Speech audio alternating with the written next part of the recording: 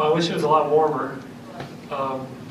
We're thrilled to be here. We were the third to the last team called on Monday, so it was a long day and a long 40-minute wait until our name came up. Syracuse is a very good team, very good opponent. We're going to have our hands full, but we played a Big East team in the first round of the tournament, St. John's last year, and lost on a buzzer beater. So we played a really good non-conference schedule. We feel like we're ready to go. We're healthy. And we're excited. There's a lot of orange here with Syracuse and Tennessee, but we're hoping to have a blue weekend. We'll take questions for the student in the front.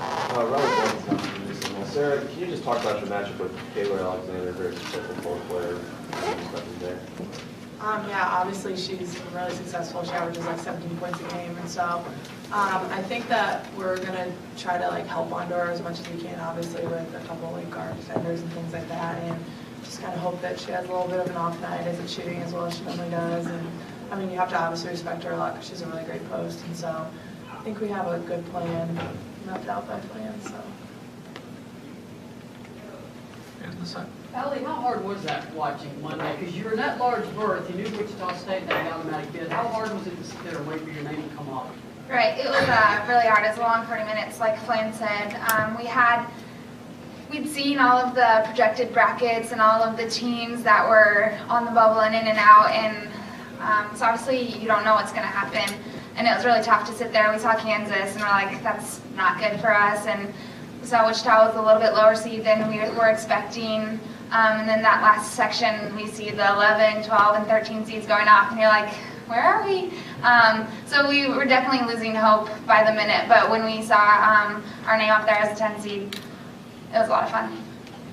Sarah, can you address that too? Because that was the last bracket announced. I mean, Tennessee sort of knew where they were going at that point, but you guys had to wait a long time to see your name, didn't you? Yeah, you can say I was sitting next to Allie actually, and she kind of turned to me and she was like, oh my gosh, like, you're not in, like, why did, because we did kind of like a little like viewing party with our fans and stuff, and we were like, why did we do this in the public, like, it's gonna be bad, and then we just turned and we all just freaked out, like, I don't know, I think we had lost hope at that point, and then when we saw it come up, I can't even explain how happy we all were.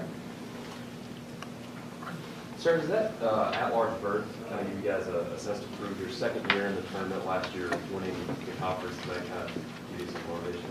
Yeah, definitely. I think it does because I know there are some people, like even within our own conference, that probably didn't think that we should get it. But I think it just proves that I know Flan for a long time has been scheduling a really tough non-conference schedule, and he also had a lot of people that were like, why are you doing this? Like, you're a mid-major and things like that. And so the fact that we got a couple good wins in our non-conference with like Nebraska and South Florida, I think that definitely like is what got us in. And I think it really proved that there was like a method to his madness, I guess you could say, and that it definitely helped us. And I think that it just shows that he has the confidence in us, and that hopefully we can like prove ourselves now. So.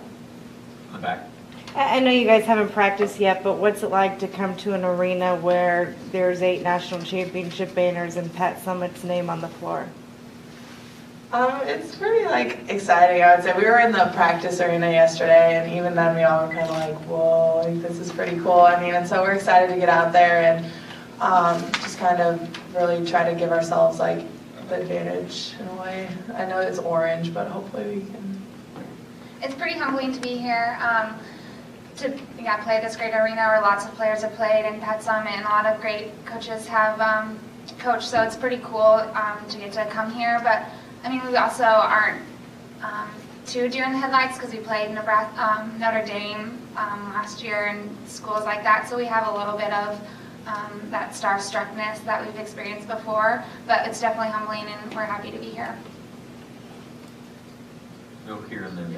Allie, one of the benefits too is the Women's Basketball Hall of Fame's right across the street. You guys don't get a chance to go over there, maybe look around a little bit? I'm not sure. I haven't really looked at our itinerary too much. Yesterday we just got in and came right to practice, and showered, went to dinner, and this morning we just went to breakfast and came to practice. So I mean, maybe we might. I'm not really sure. We drove past it and we're like looking through the windows, so we might get the chance. But maybe if we win, we can go on Sunday or something.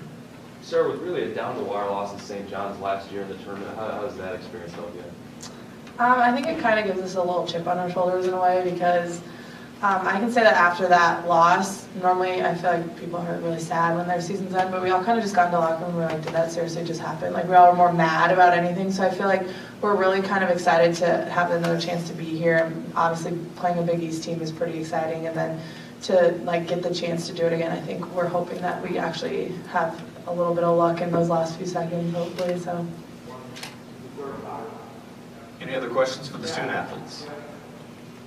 All right, we'll dismiss the student athletes back to the locker room for the remainder of the open locker room period.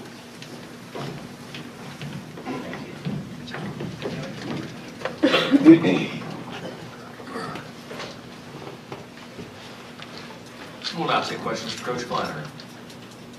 First and foremost, Coach, how do you think your three-point shooting compares against Syracuse's zone? Is that a perfect matchup? It better be good for us. You know, I mean, their zone is very good, first of all. We have not played one team this year that is an exclusive zone team, and Syracuse is. So from that standpoint, the preparation was a little bit easier because we know they're going to play zone. Whereas a lot of teams play both, and there's an assumption based on how well we shoot the three that we're maybe not going to see a lot of zone, although we've seen, teams mix it up. So from that standpoint, we're at least prepared. We brought in guys this week a couple different times at the beginning of the week. We're going to shoot a lot of threes. I mean, that's what we do. We took 44 in a game 2 weeks ago. It was an overtime game, so we only took 39 through the first 40 minutes. I don't think we'll be at that number, but we're not that big. We don't have people who can necessarily beat you off the dribble, and you've got to be able to, get into gaps. We have a couple kids who can get into gaps against the zone, and we don't want to, completely settle, but we're going to shoot a lot of threes. I mean, the first thing we have to do, though, is we've got to get the ball at the floor against their full court stuff. And some of it isn't designed to turn you over. Some of it's designed to just use some shot clock and, shorten the shot clock. So, but we've talked to our players about being confident. I feel like we're prepared. We know we're going to have to make some threes. And we've told our kids, look, don't second guess yourselves. Because you might think that a team that leads the country in number of threes made per game, doesn't pass up threes, but we do. And tomorrow we can't do that. We got to squeeze it when we have an opportunity. I believe you guys, you and Syracuse shared a common opponent in South Florida, if I'm not mistaken. Have you, when Syracuse lost South Florida, you all beat South Florida? Did you watch that game at all? Yeah, I watched some of that. We were really hot against South Florida. I'm not, there's just games where because of the nature of our team, where we were 16 of 29 from the three that game, and at least 2 to 3 times in the second half, I turned to the bench and said, "Can we keep this up?"